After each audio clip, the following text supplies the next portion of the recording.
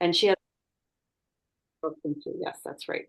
Is a member of the Yurok tribe and was raised in Klamath, California on the Yurok reservation. She received her BA in biochemical sciences from Harvard and recently returned to serve her tribe and is currently pursuing a master's of sciences in natural resources from the California Polytechnic State University at Humboldt. She's instrumental to the formation of the Yurok Tribe Wildlife Department, which was started with the goal of recovering the California condor in Yurok country. She currently serves as the Yurok Tribe Wildlife Department Director, and her native upbringing and formal education allow her to bridge the gap between indigenous traditional understandings of the world and those rooted in Western science, supporting a cohesive, well-informed approach to holistic ecosystem management. And I was delighted that she was coming again to talk to us about condors. Thank you very much, Tiana. Without further ado, it's you. Thank you so much for the invitation. For everybody who managed to respond to the last minute change or relatively last minute change, I do apologize. I got my dates mixed up and realized I was supposed to be up in Oregon today. And so here I am up in Canyonville, Oregon, at a beaver conference. So thank you for your flexibility. I really appreciate it. If there ends up being any issues, just let me know. My internet's a little bit sketchy, but we will get through this as best as we can. Let me see if I can do this appropriately again. We tested it, but I've tested it before and then messed it up. So I think that should be the screen. And if there is an issue, you might want to speak up because I've just got the one screen, so I won't be able to see you guys, I think, while I'm giving the presentation. And then should be good. So thank you for the introduction. It's always, you write these introductions, but then it's always a little bit strange to hear them read. But I appreciate the introduction to myself. And I'm happy to be here to talk about what still remains very exciting to me, that Prey-go-neesh, that California condor has returned to Yurok ancestral territory. So I have been here to Peregrine before. I don't know if everybody here has went to that last presentation, so I've definitely got some history and some background in how we do things in this, and then I'll be ending with kind of like where we're at now and major milestones that we've been through. But in case any of you aren't familiar with us, the Yurok tribe is in far northern California, very far northern California. Based around the Klamath River. That kind of orange boundary that you see there is our Yurok Reservation. It goes 1 mile on either side of our Klamath River for 44 river miles, and it's about 10% of our ancestral territory, which you see as that kind of larger red boundary there. So I like to start with this map because I definitely want to give all the props I can to our partners, particularly Redwood National and State Parks. You can kind of see them to the left as that kind of more khaki green or moss green. And so we came to them with the idea of bringing Condor home, first in 2003, and then after a few years to sit on it again in 2007, when they enthusiastically decided to join us, and together we formed the Northern California Condor Restoration Program. So that said, this program was the vision of our elders. We had something called the Tribal Park Task Force, which was a panel of our elders specifically designated to prioritize natural and cultural restoration needs.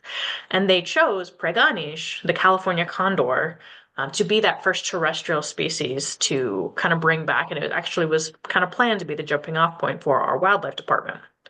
And so I'll talk about this more, but that is largely for their cultural importance to us. That decision was made. I love this picture by artist Lynn Risling. She's a Karuk, Yurok, and Hupa descent. And it's just so vibrant and beautiful. And I think it really epitomizes how vibrant these ceremonies still remain to us. But I'll talk a little bit about that later. This is Audubon, or an Audubon group, so I figure you all know who Condor is, but just in case, he's a giant obligate scavenger, actually the largest land-based bird in North America with a wingspan of 9 to 9.5 feet and weighing as much as 25 pounds, so that is a very fat and happy condor if you have a 25-pound condor. We say that their lifespan is 60 plus because we haven't actually been studying them long enough to know how long they live.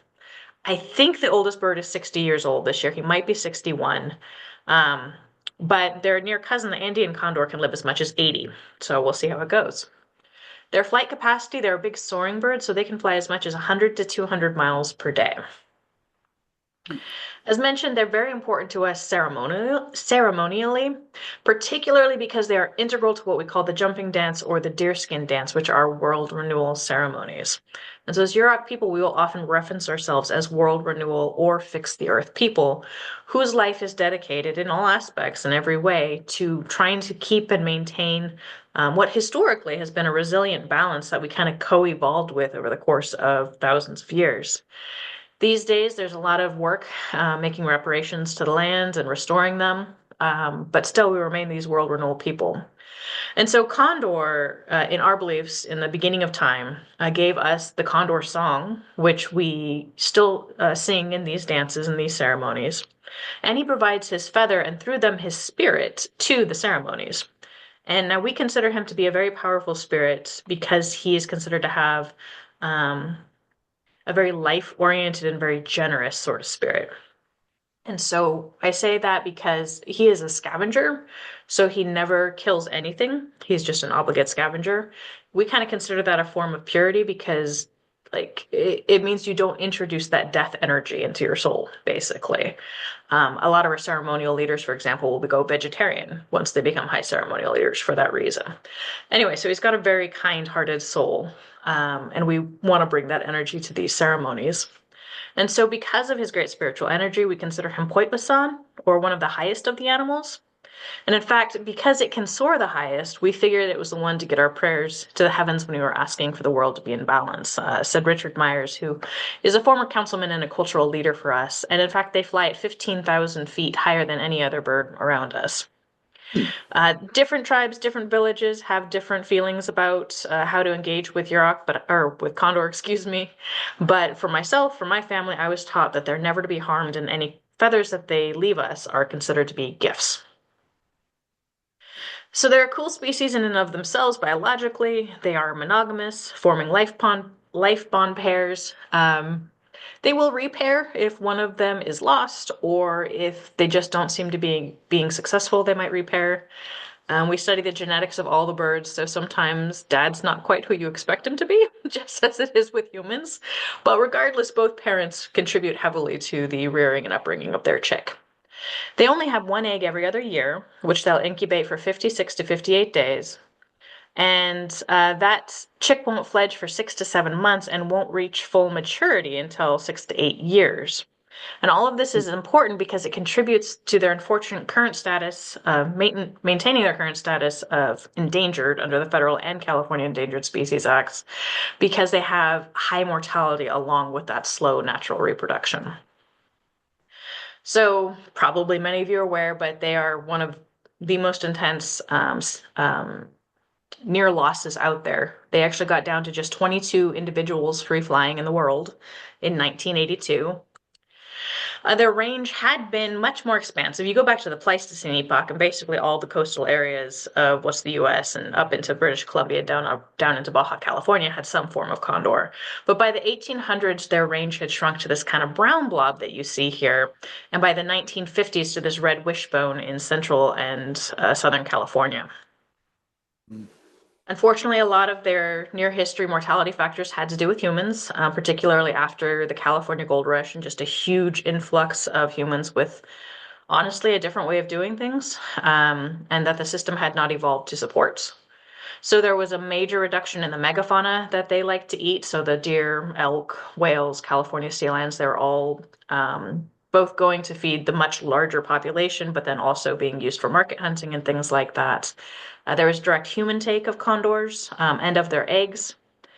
There was habitat loss, which kind of goes along with just overall holistic health decreasing. In our area, it was the loss of our old growth redwoods, which they'll use for their nesting and roosting, and also the loss of our prairies. They're definitely a prairie species up here. They like those big open spaces, and while we had maintained prairies through the use of traditional fire from thousands of years, once we were taken out of the role of managers, they were often encroached upon or even planted over for more lucrative sort of economic ventures. They had incidental poisoning. We could say incidental because people would leave out poison carcasses, things with strychnine in it, for the carnivores, and then the condors would eat them. And there's actually still a couple of issues. A lot of these things have been resolved, or at least staunched. There's a lot more megafauna now. We can't kill condors anymore. We've conserved what habitat we can. But they're still struggling from DDT contamination and lead toxicity. When I have a longer talk, I kind of go into the DDT a little bit more, but probably most of you are aware it causes eggshell thinning. We banned it in the use of we banned it for use in the 1970s and saw a lot of wonderful return of species.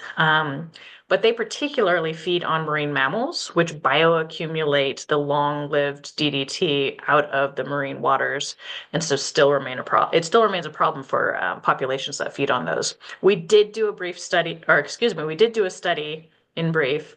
Took 4 or 5 years where we basically sampled all of our marine mammals we could, and we found a distinct decrease in DDT as you head north, say from our closest site at the Ventana Wildlife Society. So proof will be in the pudding, but I'm hoping we won't have too much DDT issues.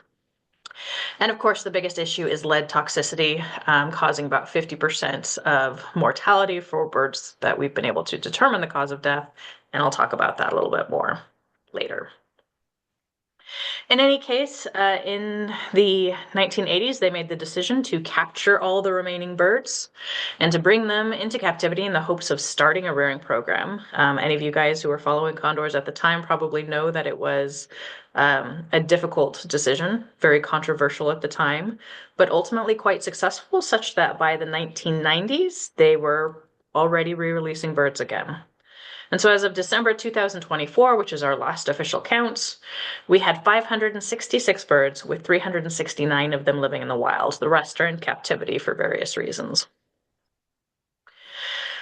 But despite those apparent, growths in the population, lead contamination still remains the primary issue for them and the primary cause of mortality, as mentioned. And if you're not aware of it, the way that it's getting into the system is hunters like myself, though I don't use lead anymore, so not quite like myself.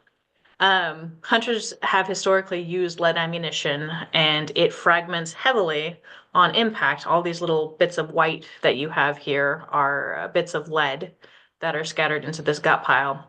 Normally, gut piles are a really great thing to leave behind for scavengers, but not when they're contaminated with lead. So California, of course, passed a ban on the use of lead ammunition in California, but we're still kind of seeing how that works out and see if it positively benefits condors. But it became very clear in our early feasibility assessments. We were studying turkey vultures to see if they were getting lead contamination before we brought condors, that lead was going to be an issue. We had the good news that we had less lead in our turkey vultures, and we did another study with common ravens. We had less lead here than any place else that these birds have been studied in California, including where condors were. So that meant we had less lead, but still 1 in 4 of our turkey vultures had a high level of lead, which is way too much. So we started in 2010 what we call the Hunters as Stewards project. First reaching out to tribal hunters. There's still a lot of people who rely on that subsistence food up here. For some folks, it's 2.5-hour drive to get to a grocery store, so you do what you can. But then expanding to the broader hunting community and reaching out to what for a lot of hunters is a strong conservation ethic, that they want to have these beautiful and wild places, and they want to have an ethical hunt. And so it was really encouraging that anywhere from 85 to 95% of the hunters we talked to, depending on the event, said first, this was way back in 2010, remember, they had no idea that lead was an issue. And second, now that they knew, they would, of course, switch to copper ammunition. And we're not the only people doing this, obviously. All of the Condor programs have it, and some of them do it quite fabulously. But it's still kind of a hunter by hunter basis, and a lot of times giving them the news of why they should be switching to copper ammunition. Ultimately, though, we kind of took this partnership-based approach everywhere we went. Believe it or not everybody is excited about an endangered species coming back to their lands. And so early on, we started reaching out to the people we thought who would have the most concern, which is our timber companies, our ranching communities, and our utility companies. Utility companies, because there have been more than one instance of condors flying into lines. We did some GIS analysis, didn't look like it was going to be a problem up here, so PG&E and Pacific Corp signed on. The ranchers, we didn't do as much outreach as we'd like to, so that's kind of our next step, because they're going to be potentially a great source of good food and clean habitat for our birds. The timber companies were concerned because an ESA species like condor, if it's fully protected under the ESA, even scaring a bird is take. And so it becomes difficult to conduct operations if a threatened and endangered species is on your land. Now, that said, that wouldn't have stopped us necessarily because condors needed to come home. That said, condors are probably one of the easier endangered species to work with because being scavengers, they like chaos because that's where the dead things are. So they're not super perturbed about things like being spooked out of a tree or even a roost tree being cut down because they'll just cycle through them and have just.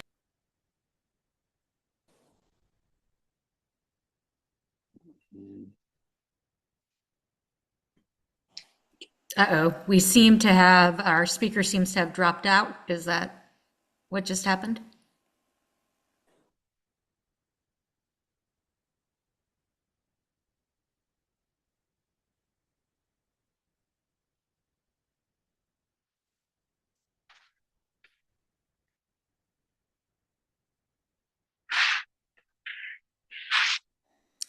Did we lose Tiana?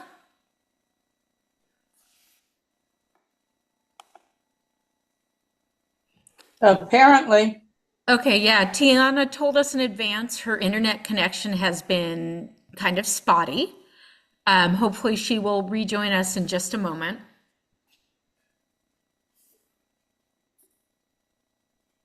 I'm trying to unmute myself.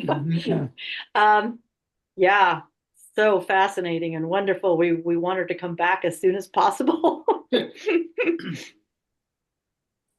Yeah, she's way up there. Okay, here she is. I'm gonna let her in. Okay, she should be coming in. Do you see her, Amy? Not yet. As soon as I find her on the list, there she is. Okay, I'm gonna make her co-host again. Yes.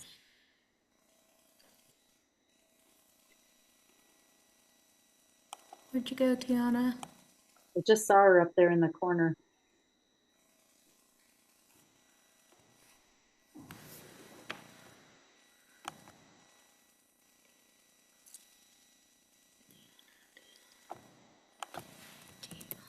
Okay, there we go. She's co-host, asked to unmute. Okay. Yeah, Do you guys have me? yeah. Yes, Tiana, Okay. welcome back. Sorry about that. Um, I'm not sure where we cut off, but I'll try and just jump right back in there. Let's go ahead and share again.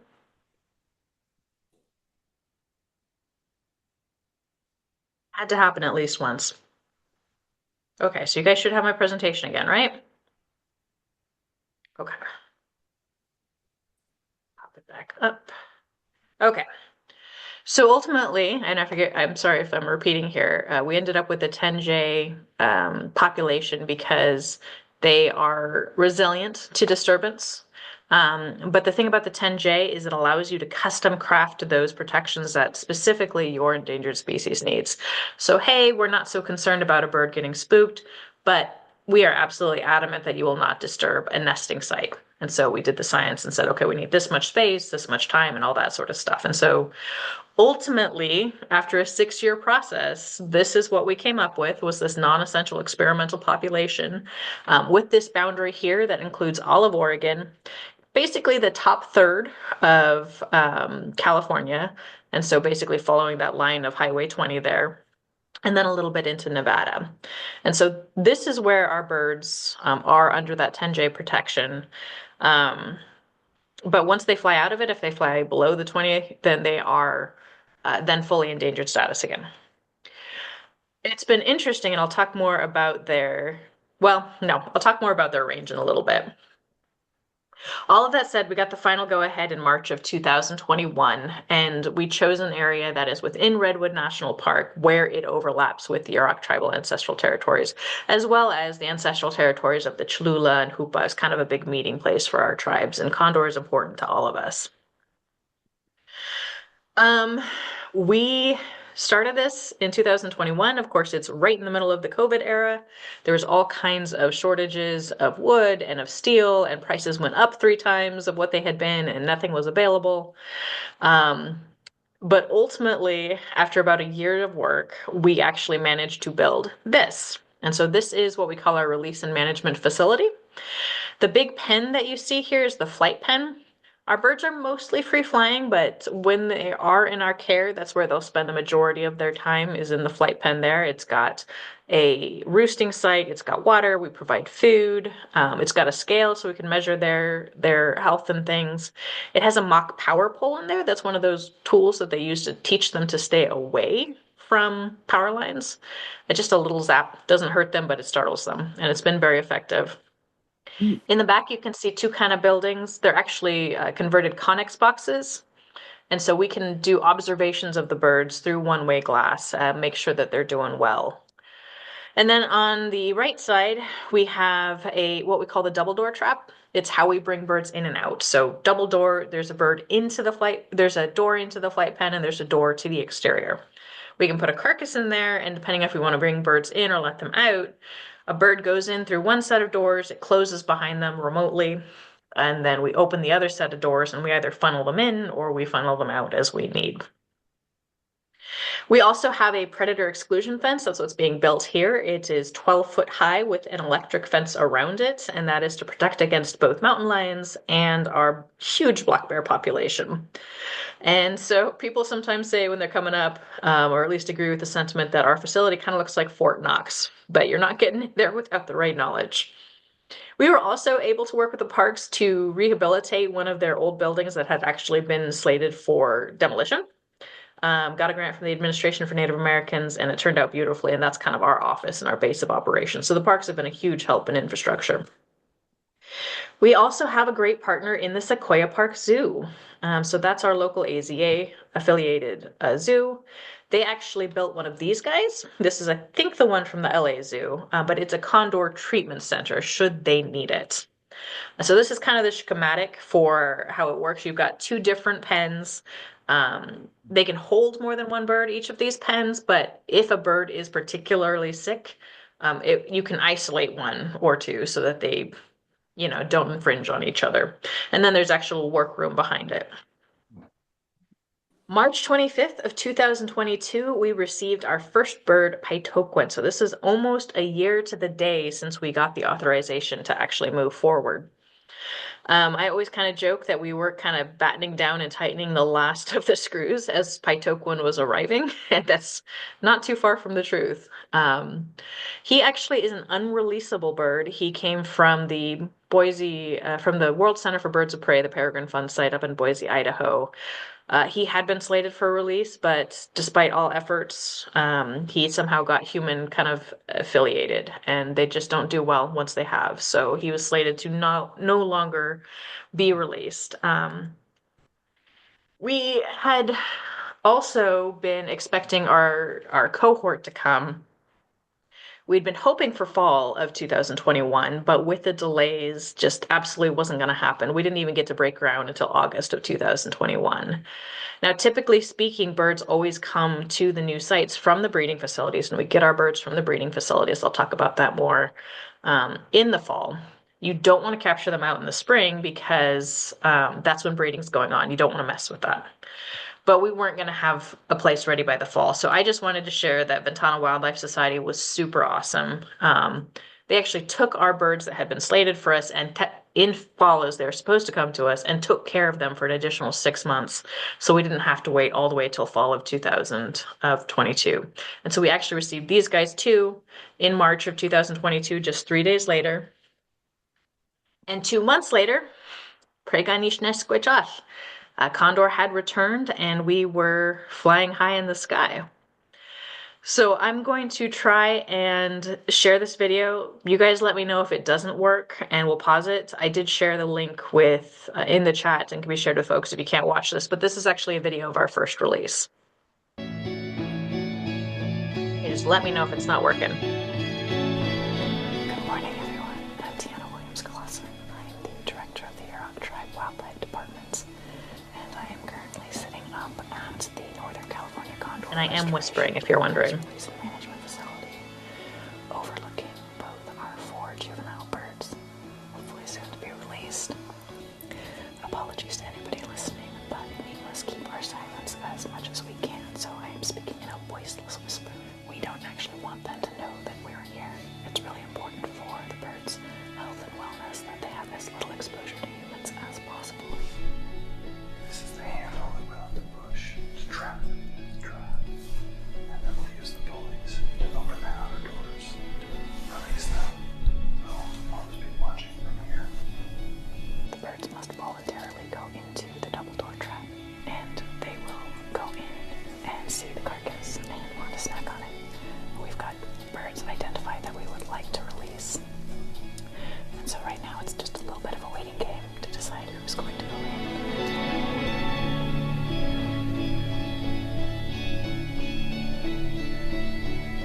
Watching the stream or our commentary, you can see that we have captured 2 of the birds that we had targeted for capture. That includes bird A2 and bird A3. 2 males, type numbers 10, 10, 10, 45. So I'm going to step away for now, but keep tuned in. We should be go pretty soon.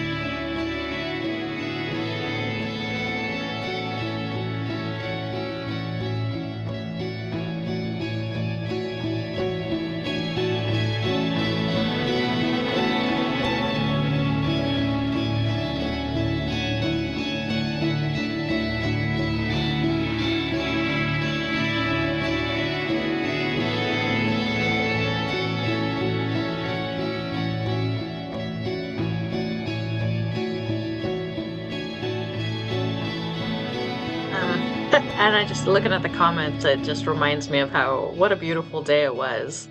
It does say, well, Cloud, deepest thanks. I particularly want to give a shout out to Matthew Falcon. He had been introduced to us like 2 weeks prior. He's actually a U.S. Fish and Wildlife Service employee, and he kind of has a side gig or side interest of doing videography. And he's like, if you guys ever need anyone to do videography, just let me know. And we were just getting ready for the birds to be released. I never did reply to him. But we'd had a videographer who actually works with us off and on. He's a great guy up here, who had been slated to come do the videography, but then his family came down with COVID, like just 3 or 5 days beforehand, and he could not make it. And so like 2 days beforehand, I email Matthew, who I had not emailed previously, and said, hey, thanks for the offer. Do you want to come up and do videography? And so from what I understand, he finished his shift, went home, packed, and came up. I don't think on the day of the actual release he slept for like 24 hours. And so I just mad props to him. He was amazing. Okay. So we then have, over that time, released, in that first year, we released 8 birds. And so each of our birds has received kind of a nickname based on either their personality or what they've contributed to the flock. And so the first bird out that you saw was actually Poitwasan.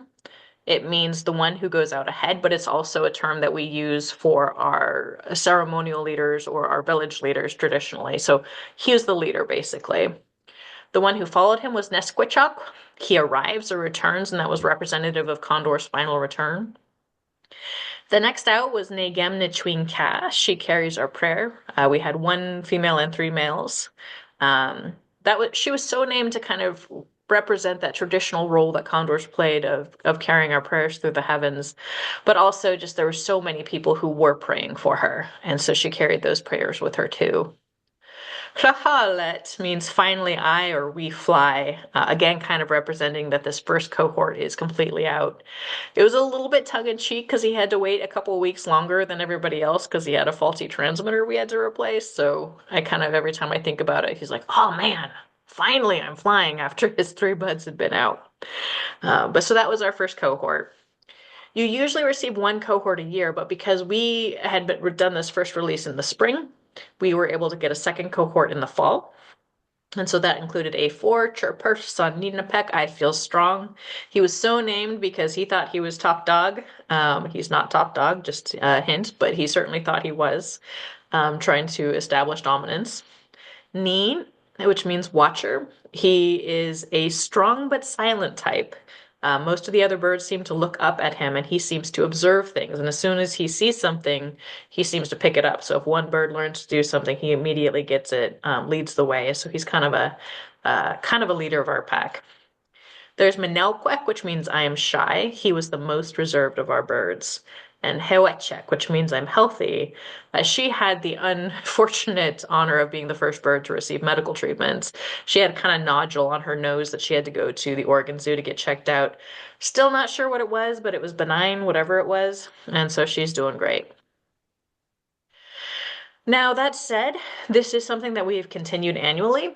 And so every year we target about 6 individuals per release. It's ranged everything from 3 to 8, 8 being this last year.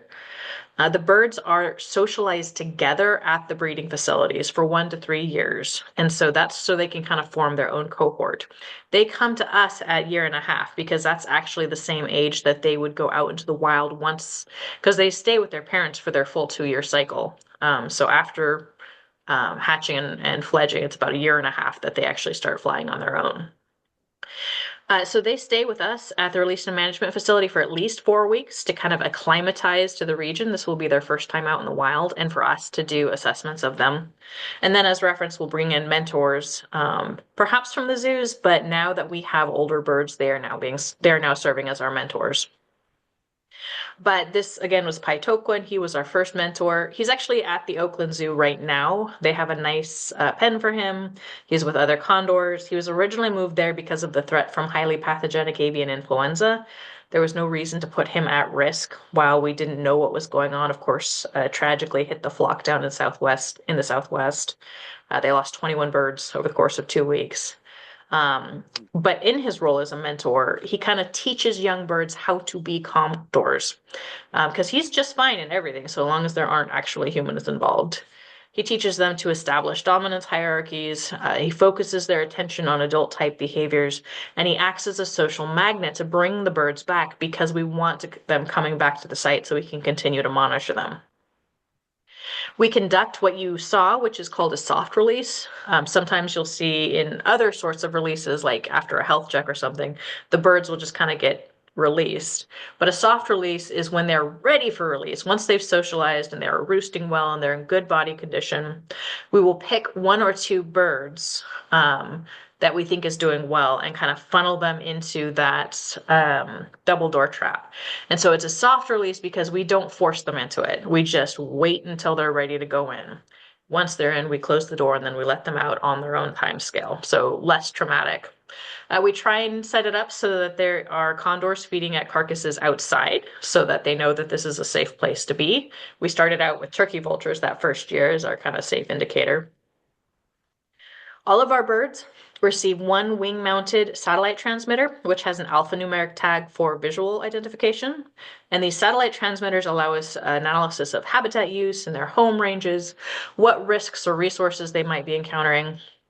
We also have a radio transmitter for on-the-ground tracking so we get eyes on the birds. And it has a mortality setting, which tells us we got to go check things out if no movement is detected for a specific time period. It changes kind of the responding beep of our radar. We conduct annual trap-ups, both in the spring and fall, which allow for physical checks, transmitter and tag maintenance, blood draws primarily to check out lead contamination, and then training opportunities. We do have our permanent staff, but we also bring in Great Basin Institute AmeriCorps. And so they are young people who are with us for about 9 months, and they kind of get through everything of condor management and come out hopefully with a good experience and hopefully with some good skills. It's been a joy to get to know these birds. They all kind of have their own personality. They're very social. This is a picture very early on of our first cohort cuddling and things like that. They'll preen each other. I'm not surprised that it was A2 and A3 that went together because they have been best buds since day one. So that was not surprising to me at all. We'll see if this video works. You guys can let me know if it doesn't. This was A1's release. I wanted to share this one. I named him Tlahal. He was the last one of that first cohort. But I think I should have called him Nasishannamin, which means the silly one, because he is a very silly bird. Always kind of twitting at other birds. He's very curious. He'll be tugging at all the little bits and pieces of the facility. They're very smart birds, and so they like to investigate. We're condor people, so the other day when he was pulling a bit of an elk head around and kind of tossing it, we're like, oh, that's so silly. Maybe it's a bit morbid, but it was silly. Plays with feathers. He did not take off. All the other three just took off like it was nothing else. He just kind of waddled his way out and started exploring and checking things out, looked at himself in the mirror or the water.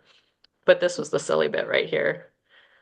He very quickly went on to our scale outside and started bouncing up and down and would brook no challengers to his new fun place. And so that's actually one of their favorite places now to hang out and be silly on. So I just love these birds. They're amazing. That first winter was, you guys probably remember, one of the coldest winters in remembrance. It snowed where I'm from, which is Crescent City, and if that happens, you know it's a bad winter. The condors they're very highly adaptable and they weathered the storms just fine. It took them a little bit to get used to the snow. They're like, what the heck is going on here? But once they explored it a bit, they had no issues. It was harder for us as the humans trying to get out to the site. So ultimately at this point, that first year they really didn't move too far. That makes sense because while a wild fledged chick would have its parents to show it the way, these guys had nobody. And so these first cohort were really the leaders of the flock. And so by 2023, you can kind of see this orange boundary here. That's kind of the extent of where they had gone to. By 2024, they made it all the way down to Petrolia, past Leggett. They have bopped there a couple of times. It's definitely not a part of their standard range yet, but periodically the older birds will just fly on down and check it out. So we're hopeful that they'll continue to expand southward in a real way. I don't have a 2025 update because they haven't really gone beyond this, but this is kind of their current range. Our first spring trap up went great. All 8 condors were healthy and none were found to have lead levels of any concern. But the following fall, we had our first lead contamination events. 5 of our condors were found to have above baseline lead levels, and A6, or Manelquick, had a blood level of 61 micrograms per deciliter, and 35 is our threshold for treatment. And so he got brought in to the Sequoia Park Zoo. He received chelation treatment. I think he only had to have 1 round of it, which takes about a week. And then he was re-released into the flight pen so that we could continue to observe him. And we know we're done when our lead levels get back down below that 35. It actually ended up being really good for him because he had to be in there already. Our program manager, Chris West, had the idea of giving him even the next younger cohort to be the mentor to people or birds that would be naturally less dominant than him. And he kind of got his wings under him. He's not the most dominant birds, but he holds his own now. He's kind of more bold now that he had that opportunity to be a teacher. We have since had 2 other lead contamination events. Unfortunately, where we're at, there is a lot of elk poaching, and the poachers, of course, do not use copper ammunition. So A9 was received chelation treatment in 2024, and A7 this year in 2025. And unfortunately, early this year, we had our unfortunate first milestone of losing our first bird. And so this is B7. He came into our cohort last fall. and he was our youngest bird, and he'd only been out for 3 months actually. And we were doing our radio transmitter like we do, and we got that mortality signal. And so you have to gear up for that. We had everything ready to go, but that meant we had to send our crews back. It was almost at the end of the day, so we couldn't go out till the next day. We actually, at the end of the day, had the mortality signal cleared up, so hopefully he was just sitting still for a long time. But when we went back on the next day, January 12th, the mortality signal was fully going. Didn't necessarily mean a problem in that snow year. We actually got quite a few because they were just hunkered down and not moving. But of course, when we tracked him down, we did find him deceased in some fallen trees. And we'd actually almost hoped that it was a natural death at first, because as sad as it might be, that happens. Wildlife die. And he was tangled into these trees, so maybe there was a tree fall or something like that. But ultimately, we did, as is standard, send him to the U.S. Fish and Wildlife Service Forensic Lab in Ashland, and they found this in his belly. Well, in his gizzard, really. And we did not assume that's what killed him. You never can. But they did send off quite a few samples. And for example, his liver and his blood and his bone all had high contaminant level. So it's pretty sure bet that this is what killed him. And so this is a lead air gun pellet. And interestingly, sadly, or interesting, I'm not sure which, it's actually not covered by the California ban, because that only covers rifles that have that use gunpowder for their propellant. An air gun doesn't follow under that. And it's just sheer bad luck that he find this tiny little thing someplace. We don't know where. So that was a loss. We named him Pei-na-pei-yowak, because even in that brief time, we could tell that he was very friendly, and that's what that name means, I'm friendly. And so that was a pretty mournful time. But we still have now 25 birds after our most recent release of 8 birds, and we may have our first pairing. This is A1 and A0, Negim Netwing Kaz A0, and then Laha Led is A1. And they've kind of been hanging out. I mean, they're still social with all the birds, but this last spring in particular, particularly going by the satellites, we saw that they were kind of roving around as a pair, perhaps looking for a nesting site, and they would have been just old enough at 6 years old. Ultimately, we did not see evidence of a nest, but next year we may. So we'll see how that goes, and that's exciting. We also this year released C5, who was our 22nd bird. And if you recall, 22 is the number of our all-time low of condors in the world. And here in Yurok country, we just released our 22nd bird. And so that was a very exciting time this year. And so I named her Rurwa Ma, which means together we sing. Because honestly, that's how my heart felt. In Yurok, the word sing actually means to bubble over, to feel intensely. So that's what we named her, Together We Sing. That's kind of it for me. I went a little bit long with that little bit of a snafu, but I do want to say waklau. If you want more information about our program in general, because we do a lot more than condors, you can go to yuroktribe.org/wildlife. We do maintain a Facebook page. We're not too active on it because we're doing a lot of stuff, but usually once or twice a month we'll post something. It's actually called the Northern California Condor Restoration Program, so you can search for it there, but that link is also correct, facebook.com/YurokCondors.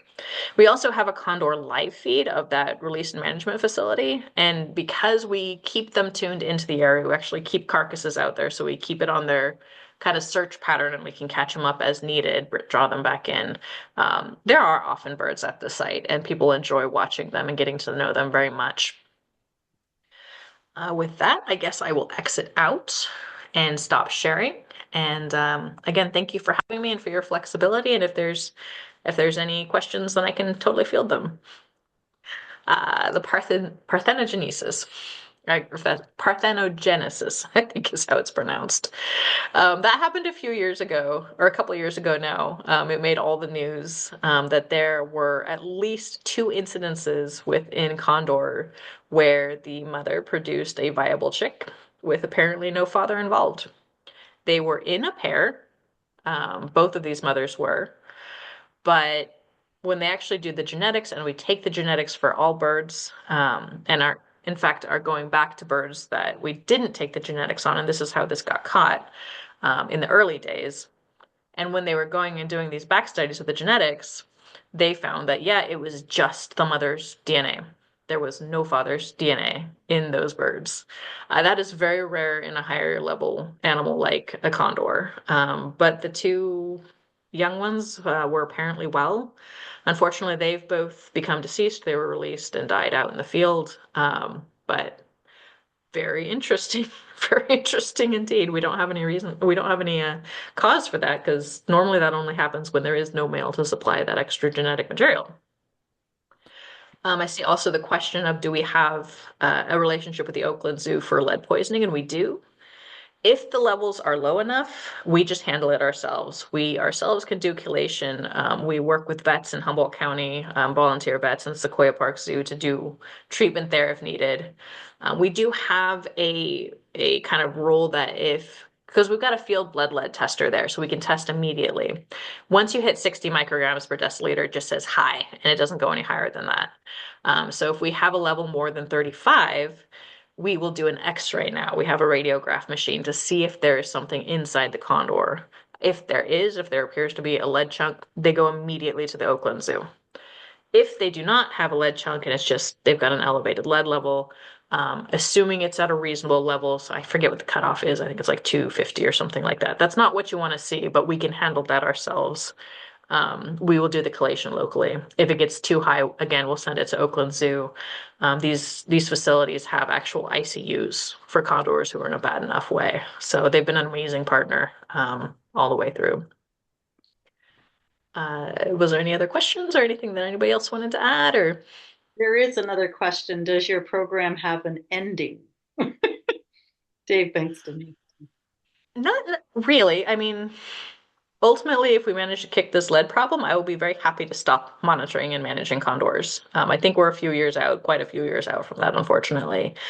We kind of set it up to have a 20-year check-in date. Obviously, we're monitoring and managing and working with the broader California Condor Recovery Program overall. But because they were released as an experimental population, we were required to have an experiment with it. It was kind of a weird time when we were going through our EA. That said, that doesn't mean we're going to stop at that point, but it does mean we're going to just do a firm look at, okay, are we actually being successful here? Are we at least on par with what the other facilities are doing? Or should we, kind of reassess and see if these birds should go elsewhere? I can't imagine that happening, but kind of 20 years is that target. Wow. I have a question. Let me see if there's any more in the chat. Okay, I don't see more people. Lots of great comments. Well, I wanted to know what to say to hunters who say that copper is too expensive to use. Mm-hmm. And that's one of the primary concerns that we hear from hunters. And historically, that was probably true. In particular, the really popular round was Barnes. They kind of pioneered copper ammunition, not to avoid this lead issue. They just created it to be a premium round that performed well. So the only copper ammunition that was out there was premium level copper ammunition, as opposed to lead, which had a huge variety of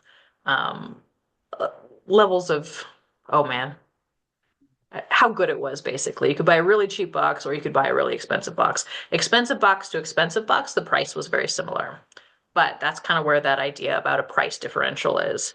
Now, that said, copper has become much more popular, not only because of things like the Condor program, but just because it works well.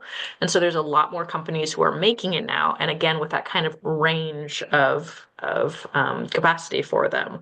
And so that cost is more equitable across the whole scheme now. But it is definitely a concern that people bring up quite a bit. Yeah, and you have materials, right? So we could go on your website and get materials to give to people to say, this is why you should use. Absolutely. Another one I'm going to go ahead and drop it in the chat is huntingwithnonlead.org. It's actually a nonprofit sort of group that came together, entirely led by hunters. who basically put in the biology and the science, and then also information about the ballistics and things like that. So if people want to know how do things perform, they can check all that information out. So it's really awesome. Well, thank you. That's Yes, we do. We do need donations. I hate asking that, so I never actually put it in there. But we are 100% grant funded, and it is not currently the best climate for endangered species funding. A lot of our funding sources out there have been cut by as much as half, 50%. Things that we've come to rely on, say from the Bureau of Indian Affairs, are just no longer there. We do have a website, which I think I mentioned, yuroktribe.org/wildlife. And there is, if you scroll down, a picture of a condor and it says donate here. And so that goes through our PayPal network. There is a slight fee on that. We do apologize. But then you can donate as little as or as much as you like through that. If anybody is interested in a larger one and doesn't want to pay that fee, we can also take checks directly. And any donation is tax deductible that is given to the tribes. So we appreciate that thought. There you go. Thanks, Peregrine. You just put in that link. Oh, thank you. Any other questions? Let's see.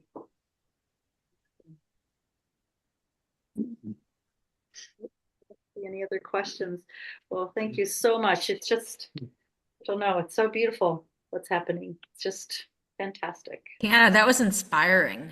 Really Thank good. you so much for sharing your work. Well, thank you very much. Thank you for the invitation. And I'm sorry for anybody who kind of got some doubled information, but I appreciate the opportunity to share kind of that history as well. Particularly that this came from our elders, who are very near and dear to my heart. So thanks again for having me. And thank you. Thank Thank you. you so much. All right. Y'all have a good night. You too. Have fun at the Beaver Conference. Thank you.